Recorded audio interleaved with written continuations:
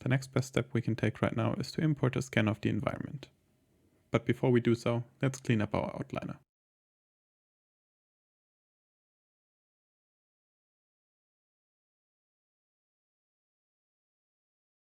Great. Now we have 3 collections. One for all the cameras, one for the shadow catcher, which is the environment scan, and one for the objects that we're actually going to place into our scene. Select the shadow catcher collection and let's now import the scan.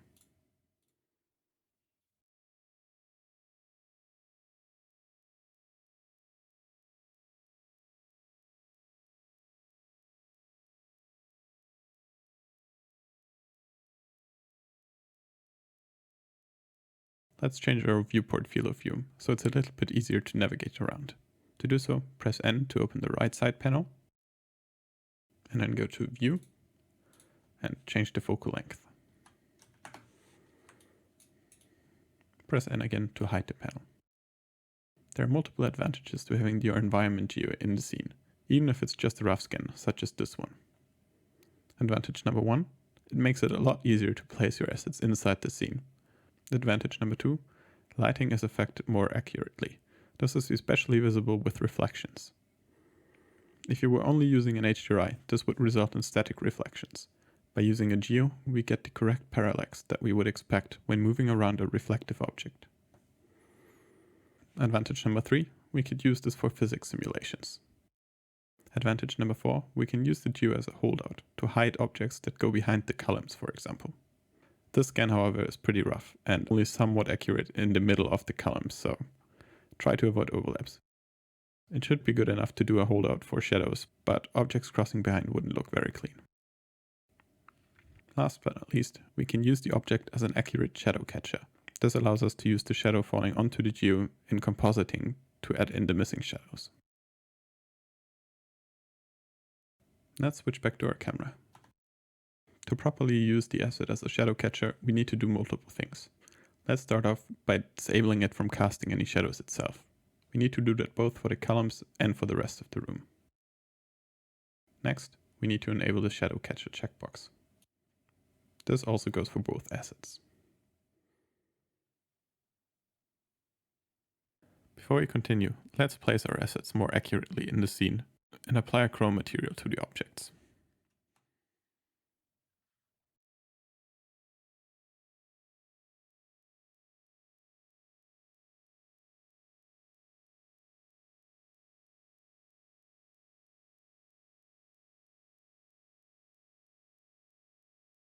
To apply the shader, let's add a new area by right-clicking up here and selecting vertical split. Then let's select the shader editor. With our object selected, let's click on New and then just increase the metallic slider and decrease the roughness. And then let's select the same material for our Suzanne head. Right now, this still doesn't look very good. Yes, we are getting the shadow casts on the ground, but the reflection are just reflecting a purely white room. There is no texture in there. So we need to add our texture to the scan itself. Right now there are 2 separate materials applied to both the columns and the room. We want to change that for now. To do so, select the columns, then change the shader to Scan Shadow Catcher. Let's then bring in our color texture. As the color space tag inside the file name implies, it is stored in ACCG.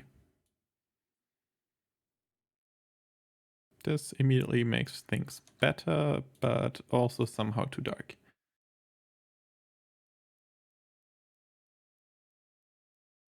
So, what can we do? Well, we could use an emission shader, and this will actually get us pretty accurate lighting and also perspective.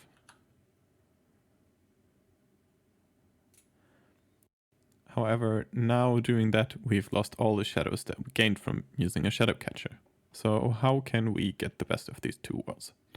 Well, we can actually apply 2 different shaders. One where it's seen directly by the camera, and one where it's seen inside of reflections. To do that, just go to Shift A, Input, and then Light Path. We also need a mix shader node. Next, we just connect them as such.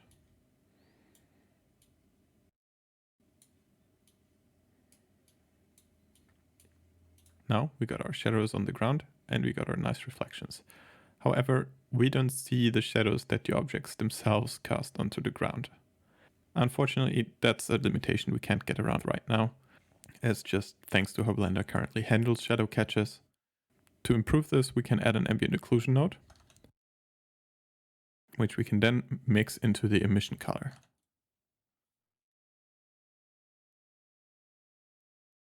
We want to use the multiply blend mode.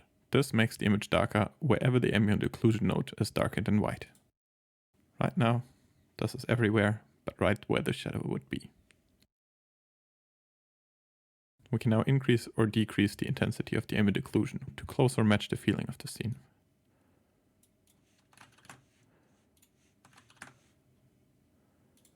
We can also increase the radius to get a more natural result.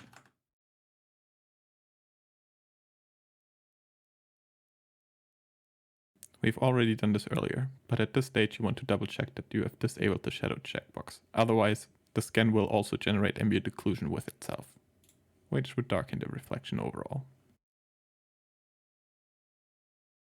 Let's create a test render.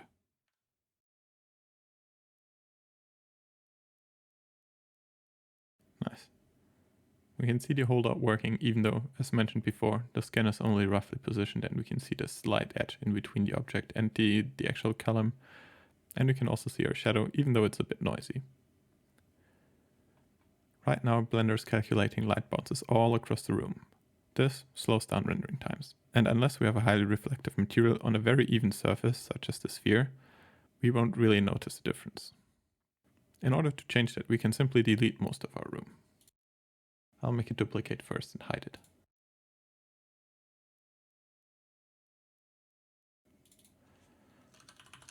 I'll name the new asset floor. I'll switch to the side view by pressing 1 at numpad, go to edit mode by pressing tab, go to select through, select most of the ceiling and the walls, X for deleting the faces, and then from the top view I'm also making another selection, pressing Ctrl I to invert, and then deleting those faces as well.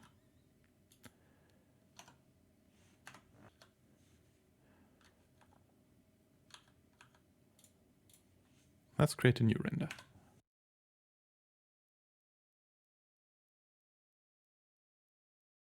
By doing this, we have drastically reduced our render times from 17 seconds, or closer to 18, down to 10.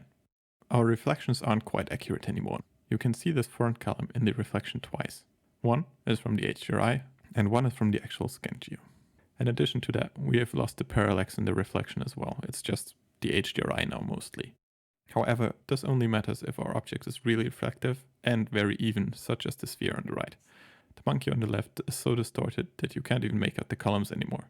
However, we might be able to notice it once we start moving the monkey head, since, well, the parallax is missing, so the reflection won't change very much when moving around.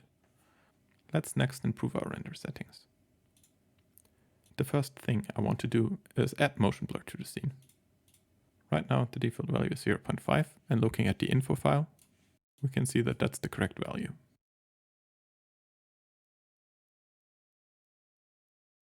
Normally this would also be where we add depth of field. However, this shot was created using a closed aperture and a very wide angle. This means that pretty much everything in the scene is sharp. So we can save some render time and keep the depth of field disabled. Right now our render is still noisy, especially the shadow part, so let's actually increase our render samples now. You really don't want to use a whole lot of denoising when rendering animations. The reason for this is that while every frame by itself might look fine, within the animation we can see flickering in between the frames. This is because the denoiser treats each frame separately and doesn't know that they're related. If you have even less noise than I have right now, you could turn on the denoiser to get rid of the last little bit of noise remaining in the image, instead of increasing your samples up to infinity. I would not recommend the settings that I've used right now. Maybe a noise threshold of 0.01 in combination with denoising would work fine. Though I want to maintain a high render speed in the tutorial, so I'm going to choose a higher noise threshold.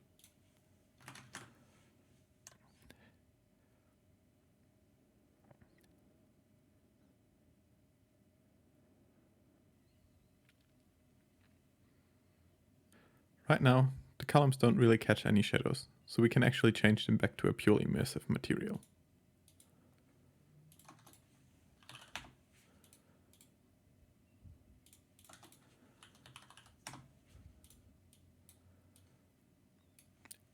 Another setting that is quite important is the advanced setting of the seed. We want to animate it, otherwise the noise will remain static and it will seem like it sticks to the camera, which is a really weird artifact. Render settings are not the focus of this video, so I will glance over some of them, such as the max bounces for example. In the output section, we want to change our output format to multi-layered EXR. Floating point formats such as OpenEXRs store values outside of the 0 to 1 range, so the brightest range of your monitor. This means that we have a lot more options when compositing our footage later on.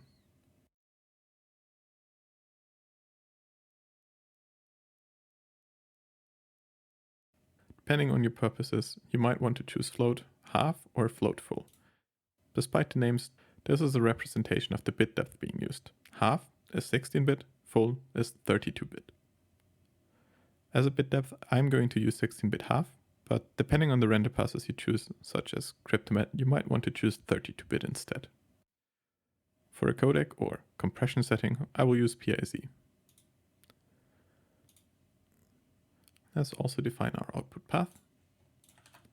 In my case, this is a temp directory on the desktop.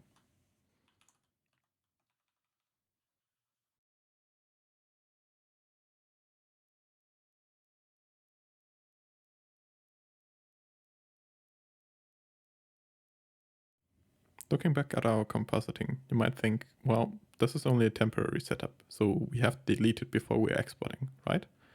But actually no, because in addition to our compositing, we're also going to retain all of the render layers within our render node. I want to keep my compositing very simple for this demonstration, so I'm only going to use a single additional pass, which is the shadow catcher. However, if I were actually rendering a final sequence, I would turn on additional passes to give me more flexibility in compositing. Let's update our render. And now you will see all our shadows are gone because they are stored in a separate file. To add them back in, simply add a mix node, set to multiply, and connect the shadow catcher output.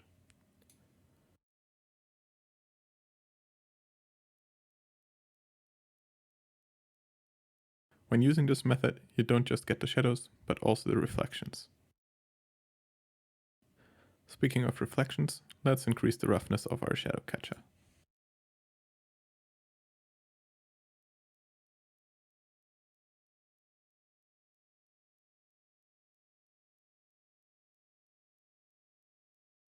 Technically, we're now ready to render out our result.